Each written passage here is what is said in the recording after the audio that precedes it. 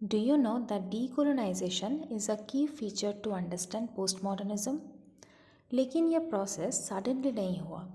It was gradual, a slow awakening of cultural and political consciousness. As people slowly began to recognize their own cultural identity, it became difficult for them to accept foreign rule. जब अपनी history, अपनी language और अपनी traditions का awareness बढ़ता है, तब domination को जस्टिफाई करना मुश्किल हो जाता है.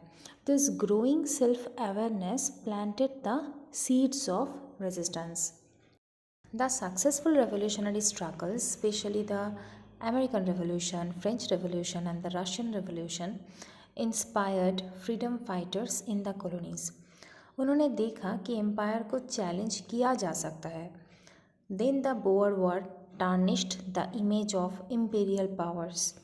The Easter Uprising in Ireland became another powerful act of resistance.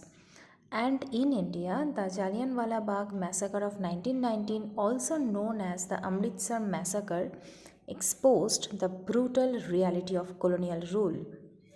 Leaders like Gandhi and Aurobindo contributed immensely. उन्होंने सिर्फ पॉलिटिकल फ्रीडम की बात नहीं की, बल्कि मेंटल और स्पिरिचुअल डिकोलोनाइजेशन पर भी जोर दिया. So when we study postmodernism, decolonization becomes important because it questions the grand narratives of empire. ये पावर को सेंटर से हटाकर मार्जिन्स की वॉइसेस को इम्पोर्टेंस देता है.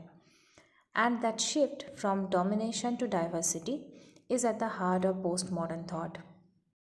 Let me end with a very important observation by historian Eric Hobsbawm. इसका simple मतलब क्या है?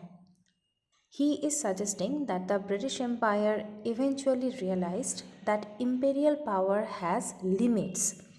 जैसे जैसे रेजिस्टेंस मूवमेंट स्ट्रॉन्ग होते गए और ग्लोबल पॉलिटिकल कंडीशंस चेंज हुई, Britain understood that maintaining total dominance was no longer practical.